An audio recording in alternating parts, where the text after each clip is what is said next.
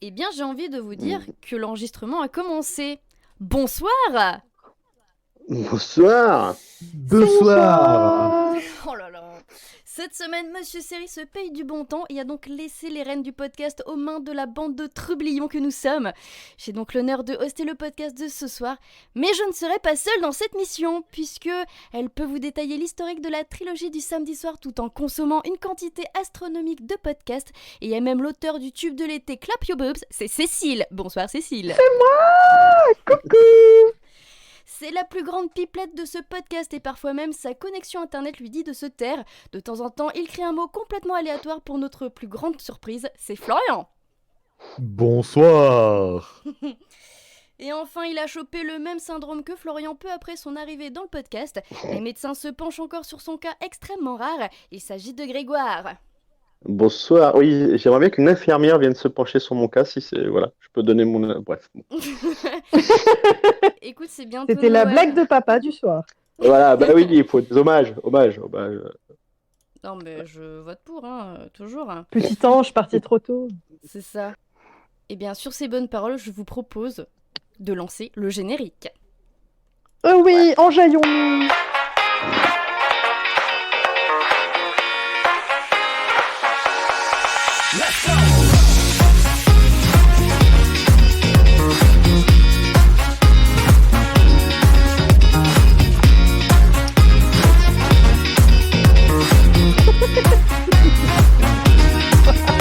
La version 24.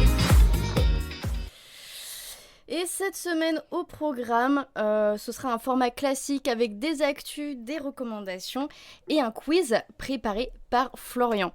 Donc, tout de suite, nous allons retrouver notre fameux jingle pour les actus. Attention, chers clients, la petite Emactu est attendue par ses parents à l'accueil. La petite Emactu, merci. Et au niveau de l'actu cette semaine, on a pas mal de choses quand même à vous proposer.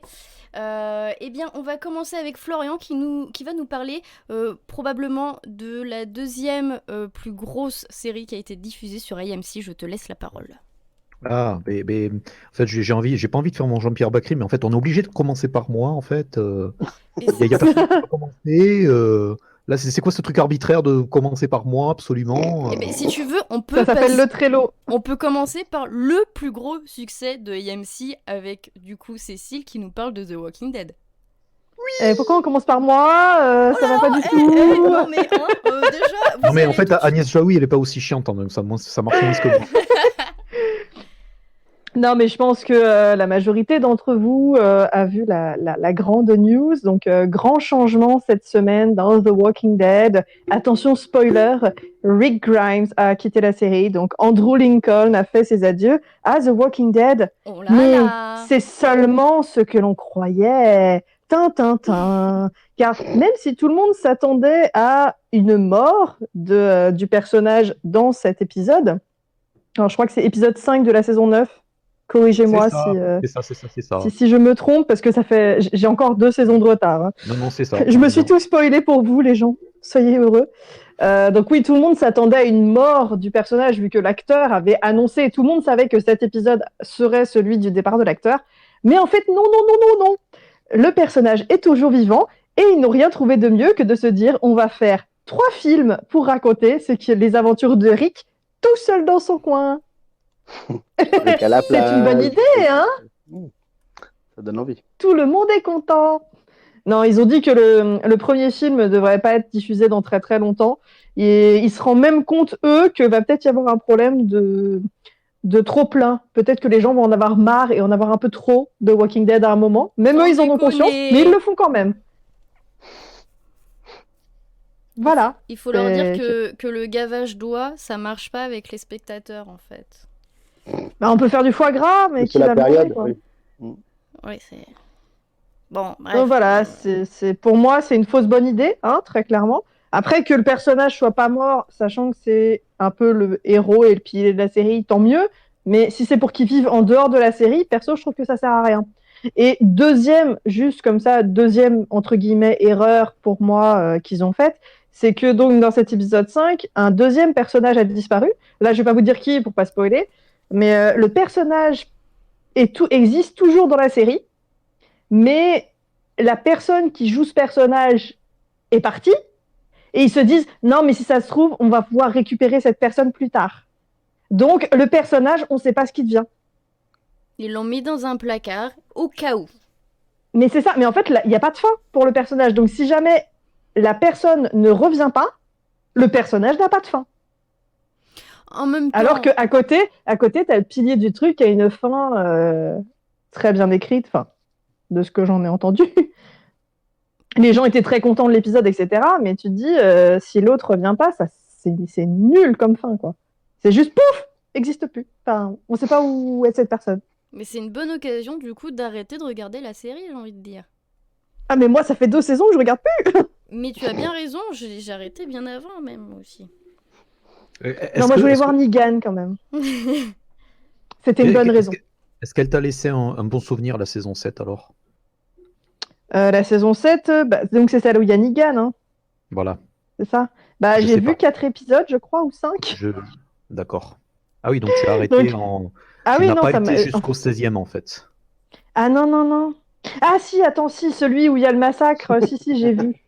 J'ai arrêté la saison d'après. C'est très très vague, en fait, donc je pense que tu as répondu à ma question parfaitement. J'essaye, parce que j'essaye de pas trop spoiler. Alors dès que j'ai spoilé le Non, départ mais moi je te de demandais Rick. juste si ça t'avait laissé un bon souvenir, la saison 7, voilà, enfin, si tu es resté sans ne pas être fâché contre la série, parce que voilà, enfin, moi je sais que... Ah, mais là, tu vois, j'ai été voir mon bêta série, je me suis arrêtée à l'épisode 4 de la saison 7. Donc, est-ce que la saison 7 m'a laissé un bon souvenir? Bah non, vu que je me suis arrêtée en plein milieu, même voir au début. Ok. Eh bien, Florian, est-ce que tu es prêt maintenant? Oui, je suis un peu plus près que je l'étais il y a 5 minutes. Eh bien, ça me fait grandement plaisir, je te laisse la main. Oui. Donc, en 3. Voilà. Qu'est-ce que j'avais dit? Ah oui, une grande série de AMC, en fait, qui s'appelle Breaking Bad. Oui. Personne n'a d'accord. regardé ça. Je connais pas. Non. Ok, bon. Alors, Breaking Bad, en fait, c'est une série avec le père de Malcolm, en fait, qui s'adonne à la drogue. Mais il la fume pas, en fait, il fait que la vendre et après, il devient très très méchant. Et il quitte sa femme et sa femme le quitte et c'est tout un drame. Donc, non mais spoil, j'ai pas fini moi. non mais voilà, enfin c'est. Je savais pas qu'ils se séparaient, merde. Oh là là. Non, mais il se sépare pas, mais bon, voilà quoi, sa femme c'est un tout petit peu très très embêtant et voilà. Et enfin c'est comme toutes les femmes de dealers de drogue, en fait, c'est très très compliqué à expliquer tout ça. Ce sont des problèmes de grandes personnes. Ben oui. Et donc en fait, je sais pas trop pourquoi. En fait, ce soap ça a duré 6 saisons. Tout le monde s'est emballé. Tout le monde disait que c'était best show ever. Donc voilà. Après, tout le monde a oublié Breaking Bad. Et là, comme par hasard, là d'ici depuis 24 heures, on ne sait trop comment. En fait, voilà, Sony Pictures et AMC ont annoncé, voilà. Que Vince Gilligan, qui avait qui s'est assuré voilà, une petite réputation en créant Breaking Bad, et bien en fait il a rien trouvé de mieux que de tourner un film qui va être soi-disant en production à partir de la mi-novembre et qui va apparemment tourner autour d'un kidnapping d'un certain personnage et comment il va se sortir de cette mauvaise passe, parce que voilà, c'est vrai qu'on peut pas, enfin je sais pas ce que vous en pensez, on peut pas kidnapper les gens comme ça, Ça se voilà, fait pas, sans quoi. rien dire, etc. Et après ça fait des films et ça fait des ordres, quoi. Donc voilà, donc j'ai très très bien résumé la chose. Et il y a littéralement 1h30 avant le début de cet enregistrement, puisque nous rappelons, nous sommes enregistrés, que Slash Film en fait a sorti que il s'agissait bien d'une suite aux séries finales de la série, qui verrait revenir un des rares survivants du final, qui est donc Jesse Pinkman, alias Aaron Paul. Voilà, et c'est ça. Et donc c'est apparemment l'identité du mystérieux kidnappé, c'est bien Jesse Pinkman. On ne sait pas trop. Voilà, et bien on ne sait pas trop ni qui va revenir outre Pinkman, s'il y a besoin que d'autres personnes reviennent, parce que bon, après tout, je sais pas, il peut être kidnappé par des Mexicains, il peut être kidnappé par, je sais pas, par des par des gens par des gens des douanes. Enfin voilà, en fait, ça peut être. Non, mais il peut avoir des visions de ses amis décédés ou disparus, ou on ne spoilera pas ce qui s'est passé à la fin, qui vont venir l'aider. Mais en Les fait, je pense hallucinations, que c'est très bien les hallucinations dans ces cas-là. c'est ça. Et en plus, Vince Gilligan, en fait, c'est un habitué, des gros concepts qui, sur le papier, ne tiendraient absolument pas, sauf qu'en fait, en pratique, c'est du génie. Donc, moi, j'ai envie que il passe, en fait, que tout le film se passe du point de vue de Jesse Pinkman, en fait, avec une cagoule sur la gueule, et en fait, qu'il passe, que ça soit un clip show, en fait, où en fait, il se remémore de tout ce qu'il a amené là. En fait, Donc, ça va Mais être en vrai, le ça sert à téléfilm rien. de Noël où il doit se remémorer C'est ça. le C'est ça. vrai sens de Noël. C'est ça. C'est ça. Le Noël passé, l'esprit présent de et futur. Heisenberg visite Pinkman. Voilà. Ce serait trop bien. Non, j'ai un peu Mais l'impression on est d'accord que... qu'en vrai, ça servira à rien, quoi. Non, mais j'ai un peu l'impression que c'est l'excuse de placer tous les personnages de Breaking Bad qui n'ont pas pu être placés dans Better Call Saul, en fait. Genre faire plaisir pour faire du fan service, quoi. Techniquement, voilà, c'est ça. Non, mais techniquement, je pense que, enfin, le problème, c'est que je peux pas exactement défendre la série sur ce point puisque j'ai pas exactement ni fini la saison ni rattrapé la série uniquement par manque de temps et non pas par détestation de la série. Le problème, c'est que je pense pas que Peter Gould et Vince Gilligan, donc qui sont sur Better Call Saul, fassent revenir vraiment les personnages uniquement par fan service.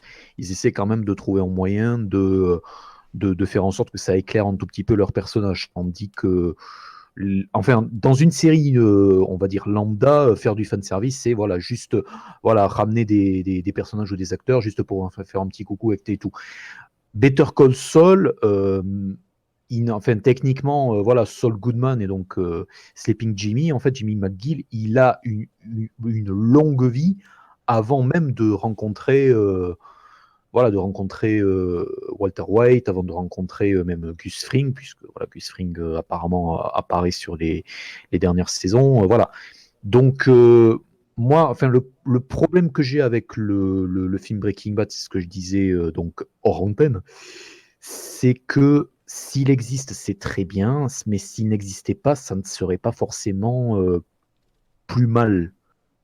Et c'est un peu le problème, c'est que l'histoire de Jesse, Pinkman, qui s'éloigne de la folie de Walter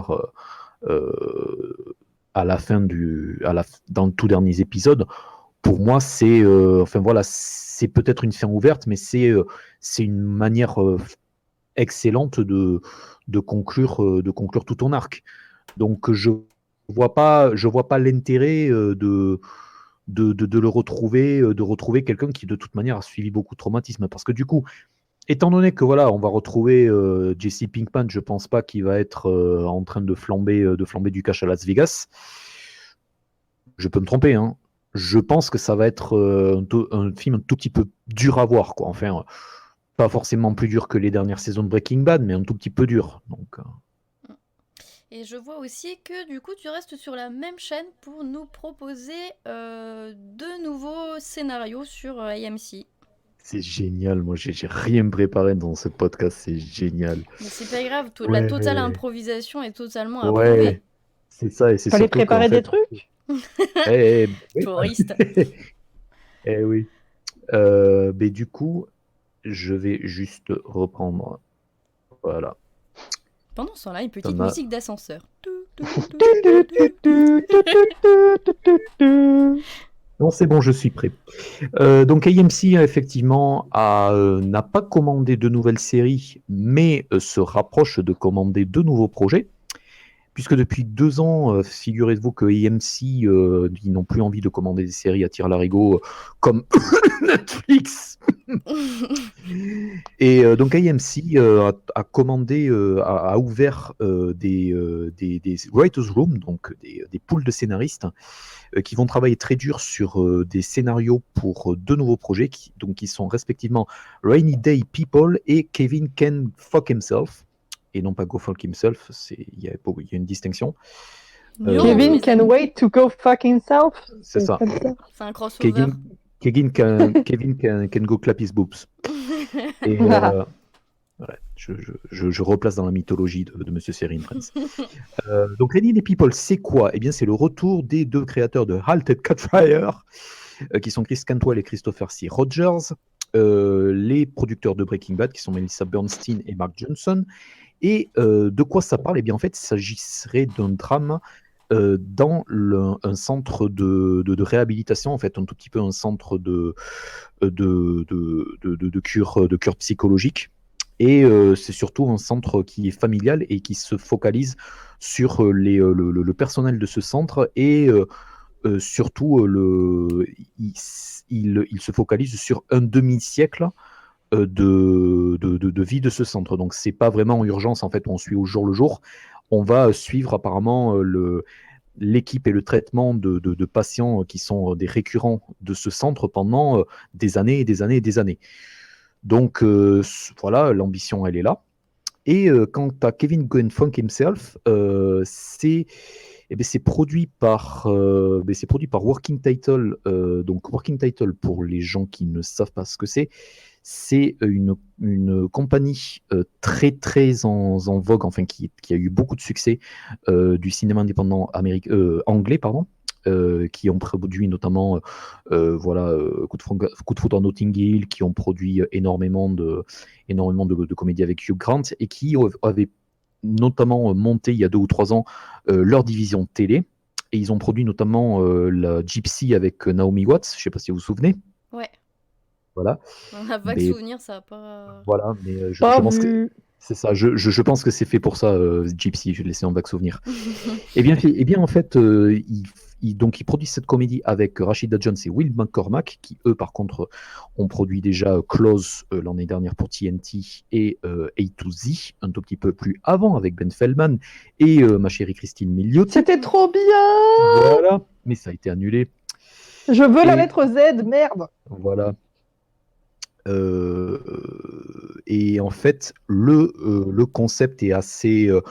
Je pense que c'est quand même assez osé pour une série AMC, parce que jusqu'à présent, ils n'ont pas fait énormément dans la gaudriole. En fait, Kevin Can Fuck Himself, c'est un univers de sitcom, on va dire, façon Tout le monde aime Raymond, etc. Sauf que c'est uniquement vu du point de vue de la femme. De la femme avec le mari qui est absolument insupportable. Et donc l'idée, c'est d'examiner ce qui se passe lorsque les caméras ne tournent plus, et vraiment comment ça se passe si elle en a vraiment la casquette, ce que l'on ne voit jamais dans l'univers du sitcom, puisque en fait la sitcom, disons traditionnelle, familiale, en fait, c'est la femme qui endure à peu près tous les excès du mari et qui va essayer de faire tout rentrer dans l'ordre.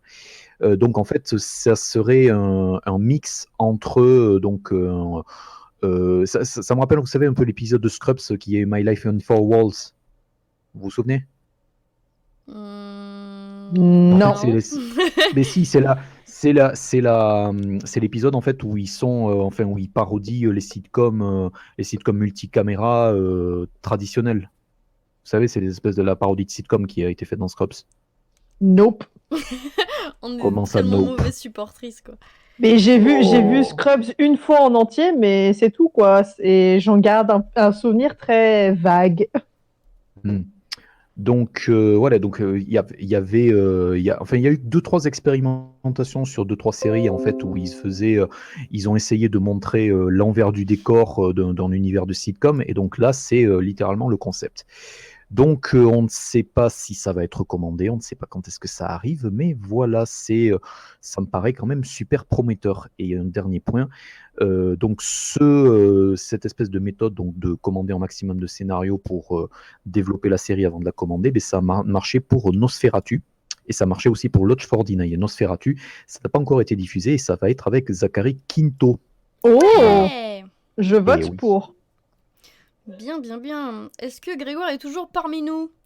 Oui. Yay! Tape 3 fois. Je vois que de ton côté, tu as aussi 2 news, dont une qui concerne la 2e série préférée de Monsieur Série. Ben oui, ben oui, ben oui. Mais en fait, hein, en plus, c'est marrant parce que You're the Worst, on avait prévu d'en faire une espèce de podcast un peu spécial parce on était apparemment tous dans ce podcast pas forcément d'accord sur les dernières saisons. Et en fait, ben, on va peut-être pouvoir en reparler début janvier parce que la saison 5 arrive. Le 9 janvier, elle sera diffusée. Il y a un petit trailer qui est arrivé. Bon, après, c'est un peu compliqué de juger sur ce trailer par rapport aux saisons présentes parce que c'est très ramassé, ça part un peu dans tous les sens, c'est très clippé, donc on se doute qu'ils vont pas mettre grand-chose dedans. Mais voilà, là, c'est juste cette petite news. Moi, je sais que j'étais resté vraiment très très réticent. Je crois que c'est Florian qui, lui, par contre, était un peu dans le camp, pas si beaucoup moins violent que Monsieur Seri et que moi, par exemple. Mais du coup, au moins, voilà, le 9 janvier, on pourra peut-être en reparler, ou le 10 peut-être plutôt, pour au moins voir un épisode. Moi, Moi, je je reste suis. toujours. Ouais. Oui, Non, moi, je suis partisan pour qu'on en parle, mais genre après le series final, donc en oui, par mars, exemple, quoi. bien sûr, bien sûr. Non, non, mais ce que je voulais dire, c'est que on pourra en reparler du coup, parce que je reste réticent, mais je pense que je vais quand même retomber dedans, parce que voilà, ça sera pas très très long, et puis ça permettra d'en parler. Donc le 9 janvier, ça revient. Voilà. Très très bien, et je vois que tu as aussi une news sur la série qui possède probablement le casting le plus 5 étoiles de cette C'est ça. année. Et le nom le plus un peu chelou, Escape at, alors, Danemora. Voilà, Pourquoi David, pas? voilà, Danemora, oui, oui. Danemora, et voilà. La Et prison. alors moi, je connaissais pas, pas du tout. J'ai appris d'ailleurs que c'est une histoire vraie déjà à la base. Et en fait, comme tu disais, un casting de fou furieux. Donc on va retrouver à la caméra déjà Ben Stiller, ce qui est assez étonnant déjà. Et dans les acteurs, on a Benicio del Toro, Patricia Arquette, Paul Dano pour citer eux. Et c'est alors donc ça parle de quoi? Escape à DNA, comme son nom l'indique. En fait, ça se passe dans une prison et donc c'est comment on dit? Des gens qui sont en prison, qui sont dans la même prison. Bref, c'est Benicio del Toro et Paul Dano qui sont en prison et qui vont essayer de s'en échapper. Alors, je vous avoue que l'histoire, je la connaissais pas du tout. Je suis tombé juste sur le trailer qui a l'air assez kiffant, moi, qui m'a bien donné envie. Ça va arriver le 18 novembre, donc c'est quand même dans une dizaine de jours. Il y a 8, non, 7, excusez-moi, je regarde en même temps, 7 épisodes qui sont prévus jusqu'à la fin de l'année, en fait, ça va aller. Le dernier étant le 30 décembre. C'est un peu chelou comme programmation, mais voilà. Du coup, moi, je connaissais pas du tout l'histoire. Je savais même pas. C'est sur Showtime que ça avait diffusé. Je savais pas du tout. J'ai juste vu le trailer et le trailer donne vachement envie. On a un Paul Dano qui a les yeux un peu exorbités, qui fait un peu flipper, comme à ses bonnes grandes heures quand il était avec Paul Thomas Anderson. Bon, on a du Benicio qui fait du Benicio avec ses petits yeux plissés, tout ça machin, mais ça donne les deux marchent assez bien ensemble, donc ça donne vachement envie. Voilà. Et ça sera diffusé sur Canal Plus série en Yes. plus 24. Yes. Ah, ça c'est bien. Ah. Eh bien, Et You're the écoute, Worst aussi, enfin c'est pas annoncé, mais automatiquement. Voilà. oui. Oui. Eh bien écoute, le rendez-vous est pris. De mon côté, j'avais donc 2 nouvelles séries qui ont été commandées, dont l'une qui a été commandée par Hulu qui s'appelle Dollface et qui, dans son casting, aura en rôle principal Kat Dennings qui sort de Two Broke Girls. Donc le service de streaming a fait une commande de 10 épisodes pour cette comédie. Le projet avait déjà reçu une commande de pilote il y a à peu près 1 an, donc ça a pris son temps, mais ça arrive. Au scénario, donc, ça va suivre une jeune femme qui, après avoir été larguée par son petit ami de longue date, va devoir faire face à sa propre imagination afin de rentrer littéralement et métaphoriquement dans le monde des femmes et de raviver les amitiés féminines qu'elle a laissées derrière elle. Bon, ça a pas l'air fifou, hein, je vous l'accorde, mais pourquoi J'ai pas? rien compris. Et ben en gros, elle s'est fait larguer et il faut qu'elle renoue les amitiés qu'elle a perdues quand elle était avec son mec. Voilà. Mais pourquoi elle doit utiliser sa tête et son monde intérieur et tout ça machin? Parce que c'est une femme et qu'elle est pas trop futée, tu vois. Ah, d'accord. Mais ça sera peut-être une variation de Beach in Apartment 23. Hein. Ça sera peut-être Kat Dennings, elle va faire le perso de la Beach de Christian Ritter. Hein. Bah écoute, Peut-être ça ça serait va être ça. le Hein. seul bon point de la série parce que pour l'instant ça vend pas du rêve. Hein. Ah. Voilà. D'un autre côté, un truc qui a l'air un peu mieux, donc c'est une série qui a été commandée par FX qui s'appelle Mrs. America, dont Kate Blanchett va jouer dedans. Il va y avoir 9 épisodes, donc ça sera une série limitée où Cate Blanchett va avoir le premier rôle de la série. C'est fait par, par le scénariste Debbie Mahler qui était scénariste pour Mad Men, Stacey Sher qui était scénariste pour Django Unchained et Erin Brockovich, donc pas de la merde. Blanchett va aussi produire la série. Ça devrait être tourné en début 2019. Et pour l'histoire, donc Mrs. America, ça s'inspire d'une histoire vraie qui revient sur les mouvements en faveur de la ratification de l'amendement pour l'égalité des droits des femmes et de toutes les réactions que ça a entraîné, etc. etc. Et donc l'histoire sera racontée par toute une flopée de femmes puissantes et pleines de caractère qui ont fait pencher la balance de leur côté. Donc tout ça, ça va se dérouler dans les années 70 et ça devrait être une tuerie. En tout cas, j'espère. Ouais. Mais c'est surtout que ça va être Cate Blanchett en anti-héroïne conservatrice et anti-féministe, quoi. Ça... Déjà, enfin, je sais pas si ça envoie pas du rêve, quoi. Je sais pas ce que c'est, quoi. Si ça, franchement, ça ne vous plaît pas, je ne sais pas ce qu'il vous faut. C'est un peu comme ça qu'on pourrait le vendre. 100 balles et un Mars. Oui, bah alors là, t'en demandes peut-être un peu beaucoup. Hein, J'attends toujours- mais c'est toi qui proposes aussi. J'attends toujours mon infirmière, hein, donc je veux bien regarder cette série, mais... Écoute, toujours mon peut-être Cate Blanchett en infirmière. Ah, ouais, c'est un style. Un peu sévère, mais c'est un style. Eh bien, je crois que nous avons fait le tour des actualités de cette semaine. Il paraît que maintenant, nous avons un quiz, donc il est temps d'appeler le père Fougas. Les amis, c'est le père Fougas. Allez, j'ai une devinette pour vous, je sais que vous aimez ça. Qu'est-ce qui est petit, vieux et qui vient de se faire dessus? Et donc, cette semaine, le quiz a été réalisé par Florian. Donc, je te laisse nous expliquer les règles de cette semaine. Alors je tiens également à préciser que le quiz a été réalisé littéralement dans les conditions du direct, puisque je l'ai terminé au début de l'enregistrement. Voilà, donc c'est un quiz conçu dans la hâte en fait, mais avec beaucoup j'ai envie de dire de créativité parce que je m'aime. Et d'amour. Voilà. Bon, alors le quiz de ce soir s'appelle Vedon où tu prends. De quoi s'agit-il? Eh bien, je vais donc égrener plusieurs œuvres, qu'elles soient de comic book, du film, de séries, et certaines d'entre elles, en fait, auront eu la contribution ou la création de plusieurs membres de la famille Vedon. Donc, cela inclut Joss Whedon, mais aussi ses frères, Zach Whedon et Jed Whedon, et éventuellement Maurissa Tankaroen, voilà, qui est également marié à un des frères Whedon, à savoir Jed. Donc, ça fait énormément de possibilités. Et donc, il faudra me dire donc, si les œuvres sont Whedon ou pas Whedon. Si par hasard vous avez la mauvaise réponse, vous allez prendre. Et qu'est-ce que ça veut dire que vous allez prendre? Eh bien, vous allez prendre un malus sur votre score. Et ce qui veut dire que vous allez le point que vous n'aurez pas, en fait, il faudra que vous choisissiez le joueur à qui vous le distribuez. Je vais être tellement voilà. à moins 30, moi. Ouais, c'est Voilà. ça. Donc, je vais noter. Donc, Je me demande s'il faut mieux ne... Cécile, Ouais, c'est ça. Je me demande s'il vaut mieux ne pas répondre. Hello. Peut-être que si Et tu pour l'instant, il réponds y a pas du tout. Pour l'instant, il n'y a que 7 œuvres parce que c'est tout ce que j'ai pu réunir, mais j'aurais pu en faire beaucoup plus. Est-ce que Mais vous la êtes question, prêts? c'est qu'est-ce qu'on répond quoi? On répond Whedon ou pas Whedon? On répond C'est quoi? ça, on répond Whedon ou pas Whedon. Si Ok. si vous répondez de manière mauvaise, en fait, il faut que vous choisissiez l'autre, la personne. Oui, non, à qui ça vous j'ai donnez compris, le mais c'était point. vraiment ce qu'on devait répondre, quoi. Nous, on C'est aime ça, bien Whedon ou pas crier, Whedon. faut qu'on sache ce qu'on doit C'est crier. ça. C'est ça. Ah La mer noire. Attention, La mer ce n'est noire. pas. Non, le quiz n'a pas commencé. Alors, est-ce que vous êtes prêts? Oui. Oui.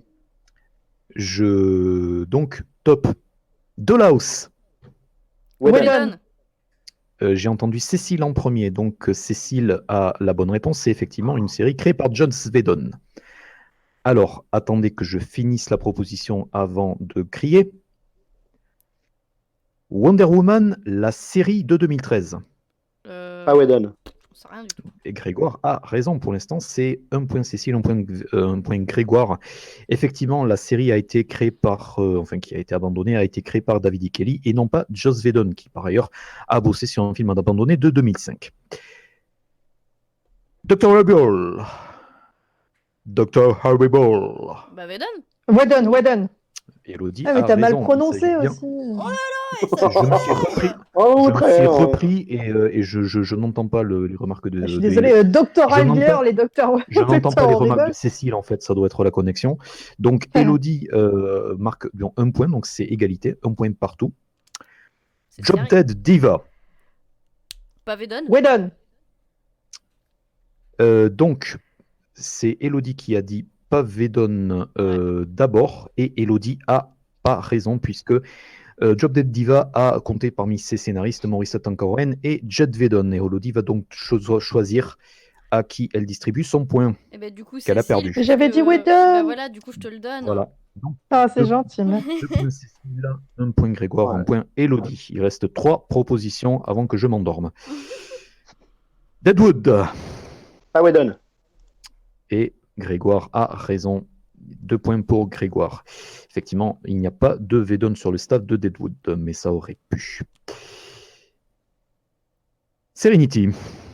Whedon. Whedon. Et Grégoire a été encore le plus rapide. Effectivement, Serenity, le film et la série de comics ont compté Joss Whedon parmi les créateurs, évidemment. Et la dernière proposition, sachant que Grégoire mène avec 3 points, Cécile mène avec 2 points et Elodie mène avec 1 et à un seul petit point. Et donc Cécile peut éventuellement égaliser, me forçant à avoir une proposition en plus. La dernière série est donc Freaky Links. Eh bien, c'est une très bonne question. J'en sais rien du tout. Freaky Links. Eh ben, je vais dire Vedon. Parce qu'il faut dire quelque chose. Eh bien, Elodie n'a pas raison. Ah, et Et donc Elodie va maintenant, devoir distribuer son point. je choisis si je te mets dans la merde ou si je donne la victoire à Grégoire. Tu me mets pas dans la merde parce que de toute manière, c'est qu'une proposition de plus. Mais voilà. Eh ben, Je peux sortir aussi une proposition piège juste pour vous faire chier. Donc, Son chapeau. Ah bah du coup, je donne le point à Cécile. Ouais. Oh, le Et vieux donc- girl power, quoi. Laisse tomber. Quoi. Voilà. c'est bien parce que Non, tu vois, j'ai je vais eu faire cette chier idée de Florian, quiz en ça. disant, j'ai eu cette idée de quiz en disant, tiens, ça va être cruel, ça va être méchant, je vais embêter le reste de Et mes non, auditeurs. Et On ça se est retourne comme contre ça. Eh moi. ben non. Mais tu vois, on est qu'amour. Égalité nous. entre Cécile et Grégoire, et je vais donc devoir sortir de mon chapeau. Du chapeau magique. Voilà, une proposition de plus. Roulement de tambour.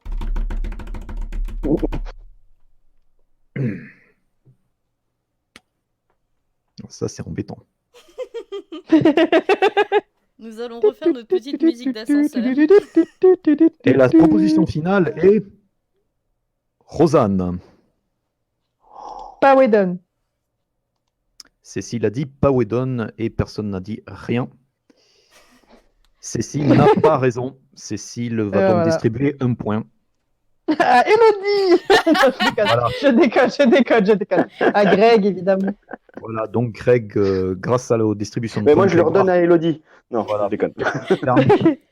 Grégoire termine quand Et moi, même en tête. j'attendais Marvel et Agent of Shield, tu vois, j'attendais Voilà, quelque et chose d'évident. Rosanne a été la première série sur laquelle Whedon a écrit. Il a écrit 4 épisodes.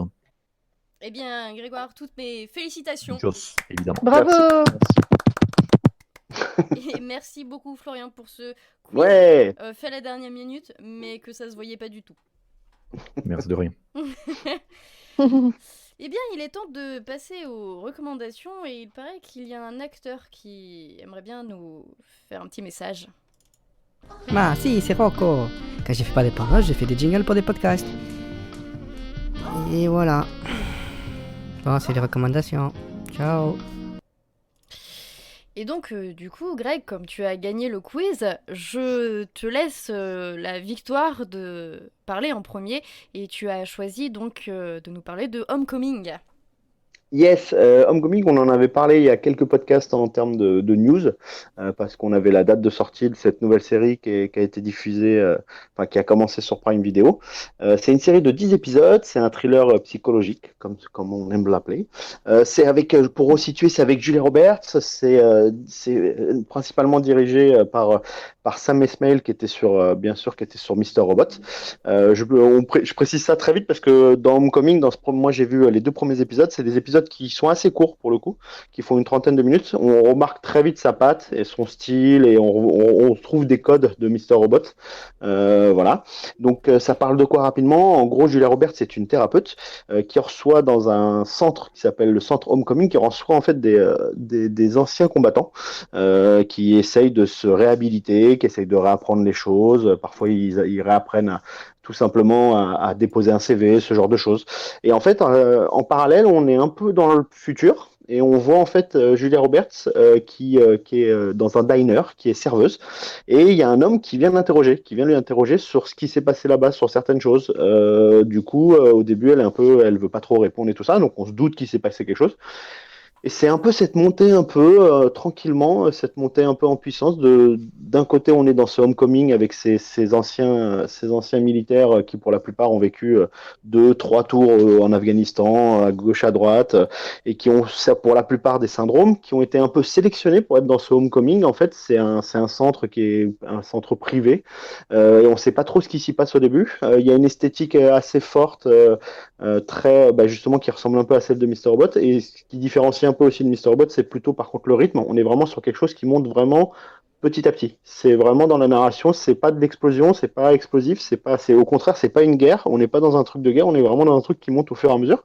Et franchement, j'ai été assez, vu que c'est des épisodes très courts de 30 minutes, je m'y suis très vite plongé dedans. En plus, dans le reste du casting, il y a Bobby Cannavale qui joue un peu le chef, justement, un peu tyrannique de Julia Roberts. Olé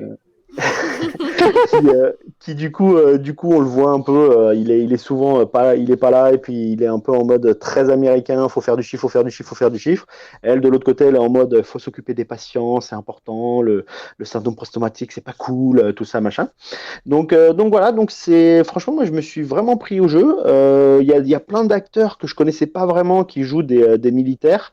Je pourrais vous citer par exemple Stephen James qui joue notamment un des personnages qu'on voit beaucoup, un jeune acteur canadien de 25 ans. Donc moi j'ai un peu regardé ce qu'il faisait parce que je le connaissais très très peu.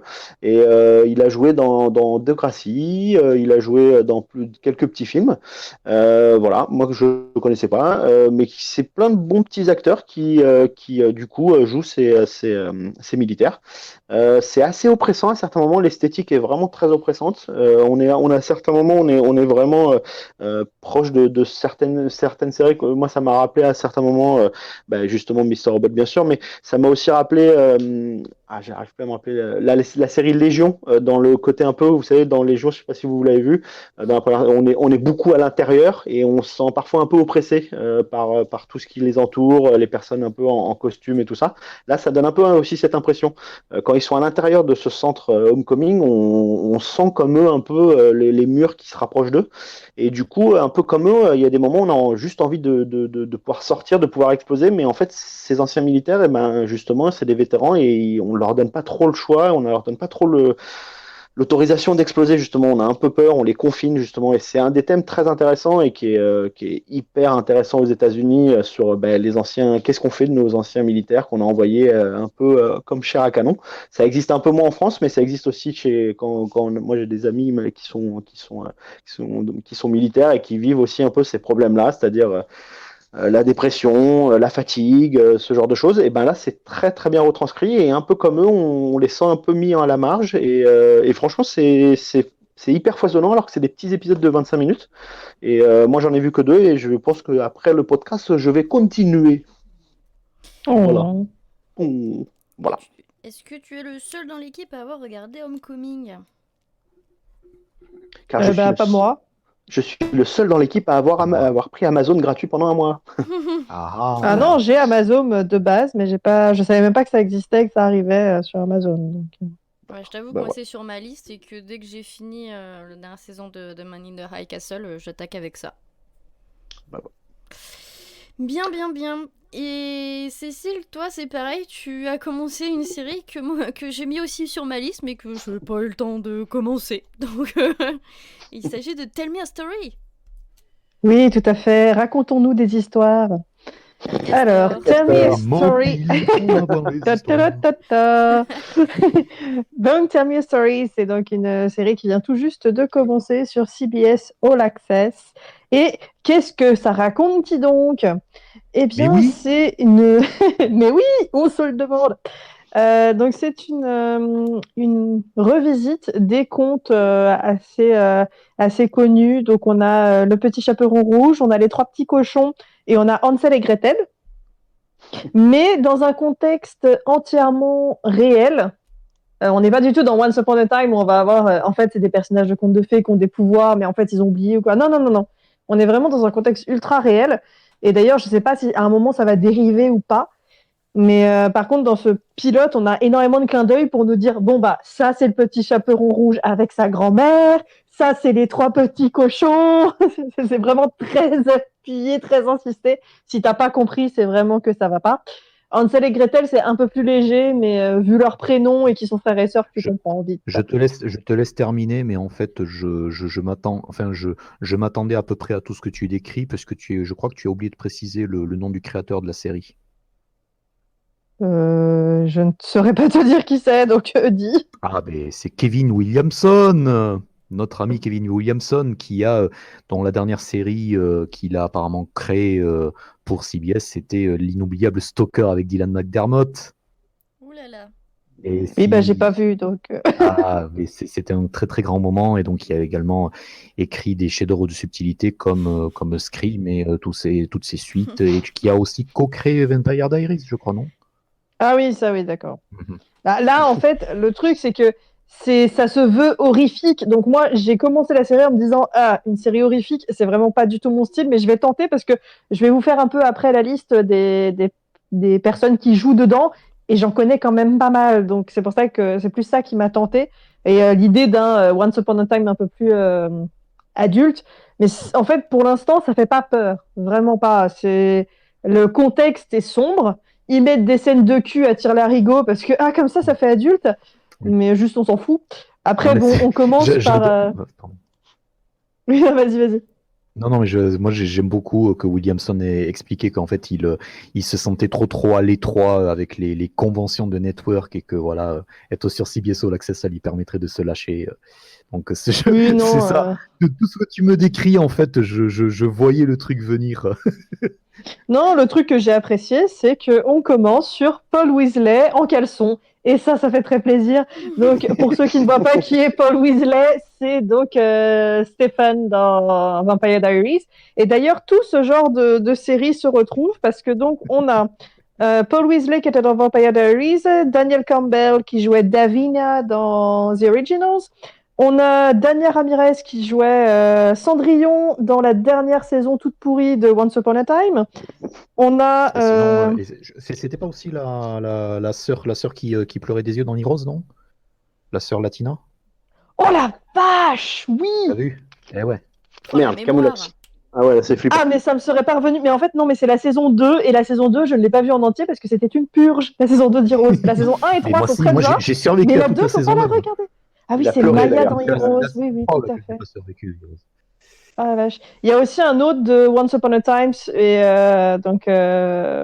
qui jouait le père d'Henry, son nom va pas me revenir, Neil, et qui jouait aussi dans la saison 1 de True Blood. Il jouait René dans True Blood. Oui. Enfin voilà, C'était il y a vachement beaucoup mieux. de gens.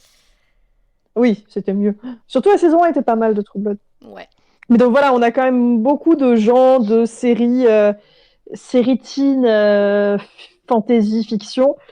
Et là, qui se retrouvent dans un truc pseudo-dark avec des contes de fées, mais où j'ai l'impression que les contes de fées vont pas du tout être utilisés. Et pour moi, c'est ça le vrai problème de ce pilote. C'est que, ok, on a les différentes trames scénaristiques qui sont lancées. Les personnages sont présentés assez rapidement, mais on n'a aucune idée d'où va la série. Parce que c'est une série où on nous dit « Tell me a story », on sait qu'il y a un rapport avec les contes de fées, mais on ne sait pas du tout ce que ça va en faire. On ne sait pas du tout si on part sur un genre de Once Upon a Time où, en fait, à un moment, ils sont vraiment les personnages de ces contes de fées, ou si juste ça leur donne une trame, ou est-ce qu'ils vont suivre à un moment une version revisitée du conte de fées, je sais pas du tout. Vraiment, j'ai regardé ça, et à la fin de l'épisode, je me suis dit, mais ça va raconter quoi la saison? Et pourtant, j'ai vu En le fait, trailer de la vie, c'est saison. la vie, c'est comme un conte de fées, en fait. Voilà ce que ça va raconter. Voilà, ça. je suis. Le C'est season pas, final, c'est pas c'est une ça, reco. Vraiment, c'est pas une reco. Là, c'est plus. Je l'ai regardé pour vous. Voilà mon ressenti. Je me suis sacrifiée pour la France.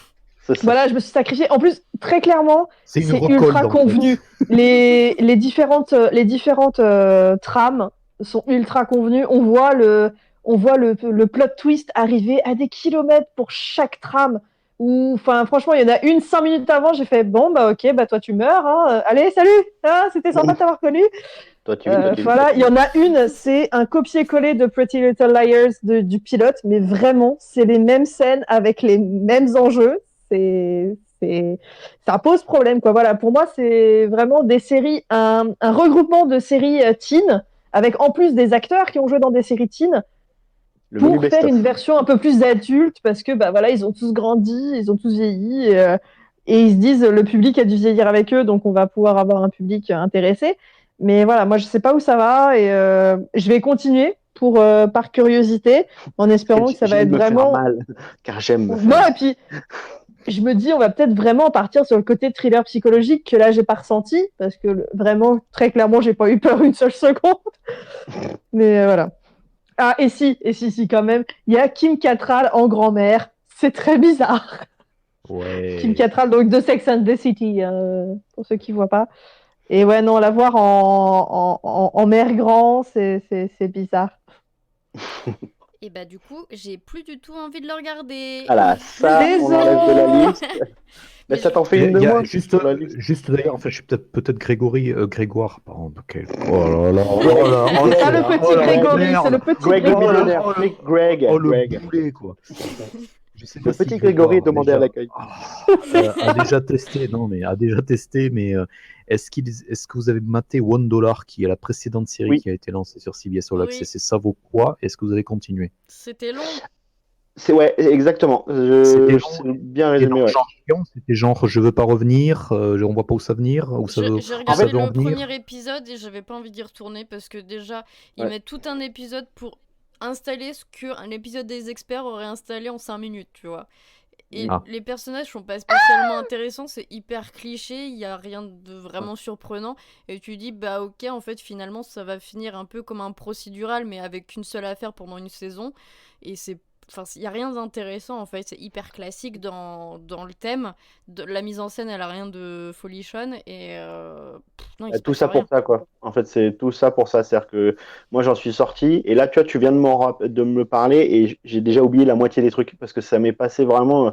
Ça m'a limite endormi, effectivement. Du coup, ça. Je Voilà. précise que la série a été lancée il y a juste 2 mois, donc c'est prometteur. Ouais, moi, je me souviens juste Ouais. du chien. Il était bien, le chien.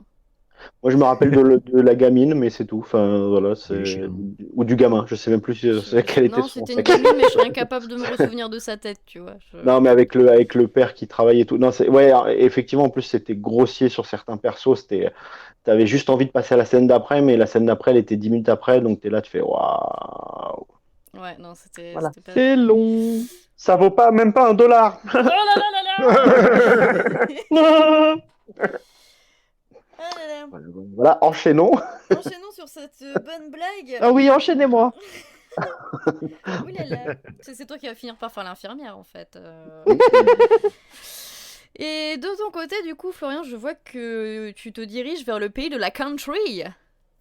Eh bien, figure-toi que non. Et Oh. pourquoi? Eh oui, je vais te surprendre. Attention. Figure-toi que pour la série dont je vais parler, on ne va pas du tout parler de country, on va parler de funk. Oh. Voilà, on va parler de funk. Bon. Je vais éviter de me faire mal en reprononçant le genre de musique. Est-ce donc... Et oui, voilà. Cécile le prononce mieux que moi. Mike Judge, Tales from the Tour Bus. En bon français, c'est juste Mike Judge, parce que voilà, on sait prononcer Mike Judge, mais pas le reste. C'est diffusé donc à la fois sur Cinemax depuis vendredi dernier et sur OCS depuis samedi dernier. Donc il y a un épisode par semaine et il va y avoir 8 épisodes jusqu'à Noël. Voilà, puisque dans 6 semaines, c'est Noël. On n'a jamais été aussi près de Noël. Voilà. Et les téléfilms sur Noël ont commencé il y a déjà 3 mois, mais tout va bien. Et donc, ce qui a porté Elodie à confusion, c'est que effectivement la saison 1 racontait des anecdotes de vieilles gloires et de légendaires musiciens de country qui étaient également, mais l'un n'empêche pas l'autre, qui étaient également des gens un tout petit peu, on va dire un tout petit peu cintrés pour rester poli. Et la saison 2 donc reprend exactement le même concept d'images d'archives, de témoignages des musiciens qui ont survécu, des proches et des artistes eux-mêmes, et de l'animation vraiment très très crue à la Mike Judge, puisque la seule raison pour laquelle je parle de cette série, c'est que je suis un gros fan de Mike Judge et je suis un encore plus gros fan de Beavis and Butthead, en fait, qui est la seule série qui me manque réellement à l'antenne actuellement. Et donc Mike Judge en fait a repris un tout petit peu ce style cru d'animation avec un tout petit peu mal dessiné, un tout petit peu avec un design un tout petit peu coup-ci coup-ça. Et donc il a adapté en fait pour mettre en scène des anecdotes qui sont totalement surréalistes en fait de tournée et d'évolution de carrière. Et là, en gros, il va se focaliser sur des musiciens de funk. Donc, le premier épisode que j'ai vu, il était consacré à George Clinton. Et donc, c'était un festival d'anecdotes autour de la consommation de drogue, autour d'une chambre qui prend feu spontanément, alors que George Clinton essaie d'arrêter de se sevrer à la fin, enfin, d'avoir un sevrage. Il était clean pendant toute une tournée, et donc il a voulu recommencer à se mettre au crack juste à la fin de la tournée, à la fin de sa tournée, ça a très mal tourné. Oui, voilà. Quelle bonne idée! Donc il y a beaucoup de crack, il y a des groupies qui fument des cigarettes avec les fesses, il y a oui c'est ça, il y a Mike Judge qui prononce très mal. Totalement. Non mais la séquence mérite le détour. Il y a Mike Judge qui prononce très mal le nom de l'autobiographie de George Clinton qui vient de sortir. Il y a beaucoup enfin pour moi c'est que du bonheur. Moi je suis un gros fan de funk, comme ceux qui ne me suivent sur Twitter le savent. S'ils ne le savent pas, je suis vraiment désolé, je sais pas ce que vous foutez. En fait, le reste de la saison va avoir 2 parties sur un sacré numéro qui est Rick James. Il y a d'autres choses qui sont prévues. C'est que du bonheur. C'est réalisé avec 3 francs 6 sous. C'est généreux dans les témoignages. C'est plein de perspectives. Voilà, je pense que c'est dans la droite lignée de la saison 1 qui était quand même super gratinée, parce que pour le coup elle parlait de musiciens de country que personnellement je ne connaissais absolument pas, et moi j'ai juste envie que la série soit renouvelée pour qu'on puisse parler des musiciens de rock, qu'on puisse parler des musiciens de blues, qu'on puisse faire une saison 5 avec tous les musiciens de reggae et toutes leurs escapades sex, drugs and rock'n'roll. Voilà, c'est que du bonheur. C'est regardé par très très peu de monde, que ce soit ici ou aux États-Unis. Mais moi, j'ai juste envie que ça continue, parce que j'ai pas envie que Mike Judge se contente uniquement de Silicon Valley. Voilà. Et puis qu'après, peut-être, on aura une saison sur Patrick Sébastien ou tout ça. C'est dommage que ce soit pas renouvelé, quoi. Sur les musclés. Je veux une saison sur les musclés. Ah, mais ouais. Oui. Tu sais à quoi ça me faisait penser? Il y a une super compagnie d'animation en fait qui s'appelle Je suis bien content, et les mecs produisent un peu de l'animation alternative comme ça, et eux ils pourraient faire ce genre de délire à faire des trucs aussi géniaux que ça, ouais. Eh ben écoute, on leur proposera l'idée. Je vois que ça. Eh bien, en tout cas, merci beaucoup. De mon côté, j'ai surtout regardé qu'un seul truc. Donc, c'est pas vraiment une recommandation parce que c'était moyen. Mais pourquoi pas? C'est la série dont je parle à peu près toutes les saisons de ce podcast. C'est Channel Zero. Et là, il y a la saison 4 qui vient de se terminer sur Sci-Fi. Si vous ne connaissez pas le concept, je vous invite à écouter les anciens Monsieur Série and Friends, où j'ai à peu près parlé de toutes les saisons de toute façon. Et donc le principe vite fait, donc c'est une série d'anthologie où chaque saison est inspirée d'une creepypasta. La première saison était géniale, la deuxième saison était pas mal, la troisième saison elle était pourquoi pas, la quatrième saison tu sens qu'il faut s'arrêter. Donc cette saison, qu'est-ce qu'elle raconte en fait? Ça va être un couple qui s'installe dans la maison d'enfance de Luke, donc le monsieur. Et donc il va retrouver un peu tous les personnages qui ont un peu rythmé son enfance. Et alors qu'ils emménagent, non seulement ils vont trouver un petit pug dans la cave qui est absolument tout mignon, mais tu sais pas trop ce qu'il foutait dans la cave. Mais surtout, du jour au lendemain, il y a une porte qui apparaît dans la cave, ce qui est un petit peu chelou. Et ça tombe bien puisque cette saison, elle s'appelle Channel Zero The Dream Door. Donc c'est cocasse. Et donc derrière cette porte, en fait, il va y avoir un espèce de clown, un clown qui peut se plier dans tous les sens et triper des gens. Ça fait partie de ses talents. Ouais. C'est bien en fait, à la fin on peut le mettre dans une valise, on peut le mettre à la porte alors si on peut le plier dans tous les sens. C'est exactement ça.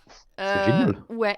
Et donc du coup, après avoir défoncé la porte qui est apparue dans la cave, donc ce clown va sortir de là.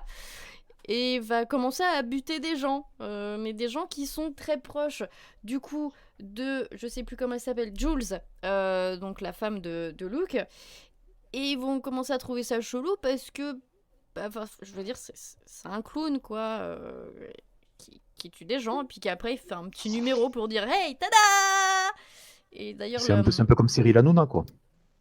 Alors, pareil, mais en drôle. Ah d'accord. Et, Donc un clown tueur est plus drôle que Cyril Hanouna en fait. Mais c'est T'as ça. vu en fait. Tu nous apprends des choses Elodie en fait. Et surtout que le clown est muet. Donc c'est quand même une grosse qualité par rapport à Cyril Hanouna. Qu'on aimerait avoir, ouais. C'est vrai. Donc voilà. Donc ça, c'est Ça le balance, principe ça de balance, base. le podcast, ça balance, putain. Oh, il va y avoir des problèmes. Ça balance pas mal dans le podcast. Ça balance pas mal. Et donc du coup, Jules va vite se rappeler que ce clown, en fait, elle l'a déjà vu dans son enfance, puisque c'est elle qui l'a créé dans son esprit. C'était son ami imaginaire. Et en fait, ce clown, il apparaît quand elle est pas bien. Et donc lui, il vient la réconforter et tuer les gens qui veulent lui faire du mal. Ce qui est pourquoi pas. Et donc je vous passe un petit peu la suite, je veux pas vous spoiler parce que vous pouvez quand même regarder la saison, elle se regarde très bien. Le problème c'est que Sci-Fi a décidé cette année pour du coup fêter Halloween, diffuser un épisode par jour. Donc il y a 6 épisodes, donc pendant une semaine ils ont diffusé un épisode par jour. C'était peut-être un petit peu trop. Je vous cache pas qu'un épisode par semaine ça suffisait, comme ça avait été fait les autres années. Là le problème c'est que l'histoire, on sent bien que ça a été écrit par une gamine de 14 ans qui l'a mis en ligne, quoi. Il y a pas vraiment de fond. C'est, oh là là, il y a vraiment un tueur en série qui se balade dans les rues, mais regarde, il représente tout le mal que tu as au fond de toi et qui demande qu'à sortir. Et voilà, c'est pas plus profond que ça. Mais le bon côté des choses, c'est que cette série, elle possède une réalisation qui est vraiment pas mal. C'est qu'on ressent quand même la même réalisation, la même ambiance qu'il y a eu dans les 3 premières saisons. Et c'est pas dégueu. Le casting est assez sympa, sauf, je suis désolée, mais Jules, celle qui joue Jules, déjà elle dit 3 mots par épisode et elle arrive à les rater. Elle est morte à l'intérieur, quoi. Elle exprime rien. Donc c'est dommage. Et sinon, gros point pour... Alors je ne sais pas qui joue du coup le clown. Mais il est génial, c'est que, bon, déjà, c'est un clown qui peut se plier dans tous les sens. Et en plus, je sais pas, il a un visage tellement... Bon, le maquillage, il fait pour beaucoup, hein, j'imagine. Mais je sais pas, il est vraiment incarné, c'est vraiment genre incarné par Bill Skarsgård. y a quelque chose, quoi. Il y a de la prestance, tout ça. Mais voilà, donc je vous conseille surtout de regarder les 3 premières saisons. La 4e, à la rigueur, vous pouvez la zapper, mais regardez au moins le premier épisode, puisque la scène finale, elle est absolument géniale. C'est la meilleure scène de meurtre qu'on puisse voir dans une série. Ah oui, Voilà, quand même. voilà. Ah Est-ce que ouais. vous l'avez regardé? Non, jamais. Là, je ne juge pas. Et j'ai oublié de Tu dire, peux, tu peux. mais du coup, la saison sera diffusée en France à partir du 11 novembre, donc sur Sci-Fi aussi en France. Et le même soir, d'ailleurs, il y a Mars saison 2 là, qui arrive en VOST sur National Geographic. Et du coup, j'ai vu le premier épisode il y a 2 semaines, alors que j'avais tout loupé de la saison 1. Et en fait, c'était vachement bien. Voilà. Donc c'est le même temps, c'est dimanche soir aussi. Donc bah du coup, à choisir, préférez Mars. Eh bien, Et les ça enfants- repart! Allez, transition! Allez Ouais. Mais du coup, Cécile, elle voulait 100 balles avec. Oui. Je crois que tu vas les attendre longtemps. Oh. Oh Mais mon Mars au moins, quoi. Ah, je te jure. Bah écoute, tu peux faire une pétition. Ah oui, faisons ça. Un Ulule. Oui, un Ulule. Payons pour un Mars. Mars. Il y a bien un mec qui avait Payons fait un il y avait bien un mec qui avait fait ça pour une salade de patates et qui avait récupéré 200 000 balles ou je Ah sais plus oui, c'est C'est vrai, vrai. oui. quoi. Donc, Et donc je vous annonce donc du coup la création d'un Patreon pour Monsieur Siri and Friends pour que Cécile puisse payer des Mars. voilà, s'acheter un Mars. Et Bon, que, en du vrai, coup, si je choisis, je veux des Reese's. Envoyez-moi Ah, des Reese's. Je vous mais donne mon grave. adresse. Tout ce que vous voulez. Mais je veux me droguer aux Reese's. Une montagne de Reese's. Une baignoire de Reese's. tu peux pas nager là-dedans, ça colle enfin. Je m'en fous, Oh. je les mange. Du chocolat au lait et du peanut butter. C'est le paradis. Oh le gras sur du gras avec du sucre. les gras, c'est la Mais vie. c'est ça qui est Mais bon. grave. Eh bien mes enfants, je crois bien que nous avons fait le tour de ce podcast. Déjà? Oh mon putain. Dieu. Oh Oh là là, putain. c'est Ah fou. ouais. Mais qu'est-ce qui s'est passé? Je pense que Ah nous sommes ouais. tombés dans une faille spatio-temporelle. Ouais. Avec Grégoire et Florian, mais comment Putain, c'est c'est flippant. possible? On a été gentils. C'est vrai. Je sais pas ce qui s'est passé. Est-ce que vous aviez pris vos petites pilules? Ouais, peut-être. Ah, ils ont j'en ai- commencé leur traitement, ça y est. C'est ça. C'est ça. Tout Moi, s'explique. je suis traité à 15 heures de travail par jour. C'est efficace en diable. Ouais.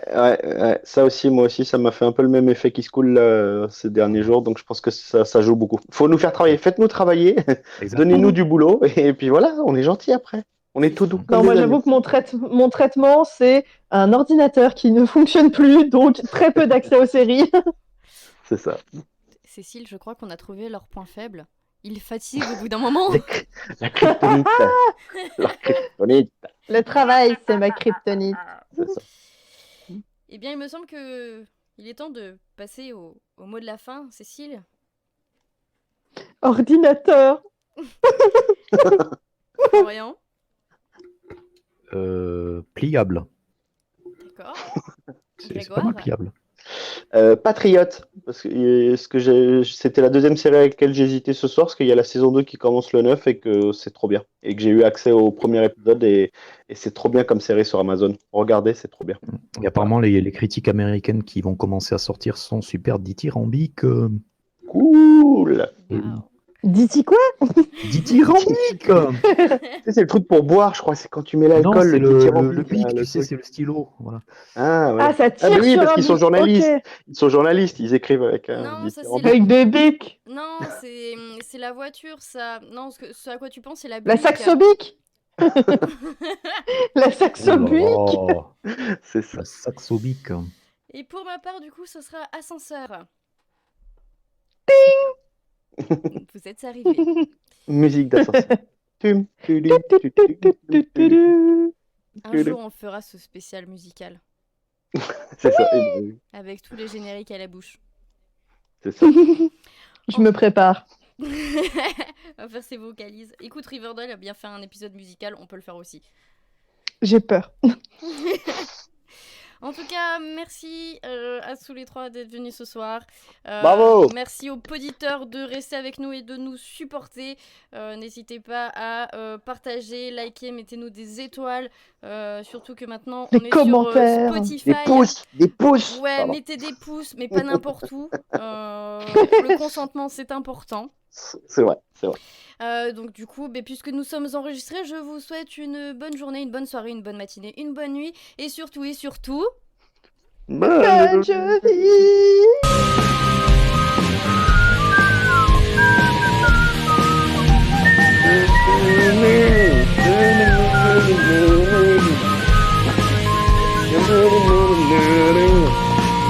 Ça va tellement pas être enregistré. Mais au moins, on va pas se faire striker si on le siffle ou on... C'est ça. allez, bonne nuit.